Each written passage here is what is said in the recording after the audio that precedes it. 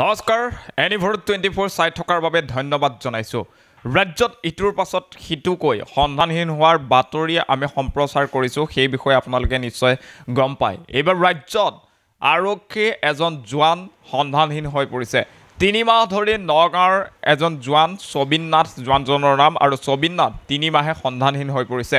মিজোৰামলৈ গৈছিল কৰ্মসূত্ৰে সবিননাথ আৰু মিজোৰামৰ পৰাই 3 মাহ ধৰি কোনো খবৰ নাই সবিননাথৰ অসম আৰক্ষীৰ হাততো সবিননাথক লৈ কোনো ধৰণৰ তথ্য এই মুহূৰ্তত নাই এই মুহূৰ্তত সেই খবৰ আমি আপোনালোকক জনোৱাৰ চেষ্টা কৰিছো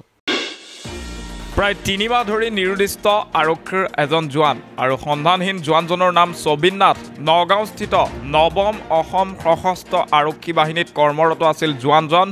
যোৱা 28 অক্টোবৰতে নিৰ্বাচনৰ দায়িত্বত সবিনক প্ৰেৰণ কৰা হৈছিল মিজোৰামলৈ সন্ধানহীন জোৱানজনৰ ঘৰ নগাঁৱৰ সামগুৰিত এই মুহূৰ্তত সেই খবৰ আমি আপোনালোকক জনাইছো ৰাজ্যত দেখা পোৱা গৈছে ইটোৰ পাছত হিতুকৈ যি সন্ধানহীন হোৱাৰ খবৰ সেই সম্পৰ্কে আমি সম্প্ৰচাৰ কৰি আহিছো কিন্তু এইবাৰ অসম আৰক্ষীৰে এজন জোৱান সন্ধানহীন হৈ পৰিছে আৰু সন্ধানহীন হোৱা যুৱকজনৰ নাম হৈছে সবিননাথ নগাঁওস্থিত নৱম অসম সশস্ত্ৰ আৰক্ষী বাহিনীত কৰ্মৰত আছিল জোৱানজন আৰু নিৰ্বাচনৰ সময়ত মিজোৰামলৈ তেওঁক পঠোৱা হৈছিল মিজোৰামৰ নিৰ্বাচনৰ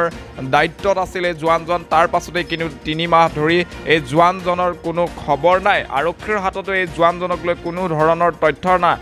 তাৰ পাছতে এই জোৱানজনক বিচাৰি আৰক্ষীয়ে যি অভিযান সেই অভিযান আৰম্ভ কৰিছিল কিন্তু অভিযান কালতো এই জোৱানজনৰ কোনো খবৰ লাভ কৰা নাই 2023 বৰ্ষৰ 28 অক্টোবৰতে মিজোৰামলৈ গৈছিল আৰক্ষী জোৱান সবিননাথ আৰু নিৰ্বাচনৰ দায়িত্বত অসম আৰক্ষীৰ জোৱান সবিননাথক প্ৰেৰণ কৰিছিল মিজোৰামলৈ কিন্তু তেতিয়াৰে পৰা ঘৰৰ সৈতে কোনো ধৰণৰ যোগাযোগ নাই আৰক্ষী জোৱান সবিননাথৰ সন্ধানহীন আৰক্ষী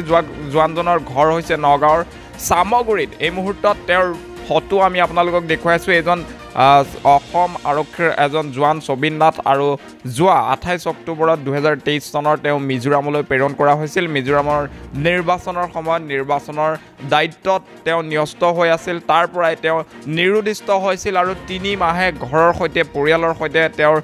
যি পত্নী আছে তেওঁলোকৰ সৈতে কোনো ধৰণৰ যোগাযোগ নাই সম্পূৰ্ণৰূপে যোগাযোগ বিচ্ছিন্ন হৈ পৰিছে অসম আৰক্ষীৰ হাততো কিন্তু সবিননাথক লৈ কোনো ধৰণৰ তথ্য নাই এই মুহূৰ্তলৈকে সবিননাথৰ কি হল সবিননাথ কলৈ গ'ল এই সন্দৰ্ভত কোনো ধৰণৰ তথ্য নাই অসম আৰক্ষী এতিয়া প্ৰশ্ন উত্থাপিত হৈছে এফালে জনতাৰ সুৰক্ষাৰ দায়িত্ব ন্যস্ত থকা অসম আৰক্ষীৰ যদি জোৱানসকলে এনেদৰে সন্ধানহীন হ'বলৈ হয় তেনেহ'লে সাধাৰণ জনতাক কেনেদৰে নিৰাপত্তা প্ৰদান কৰিব অসম আৰক্ষীয়ে এই মুহূৰ্তত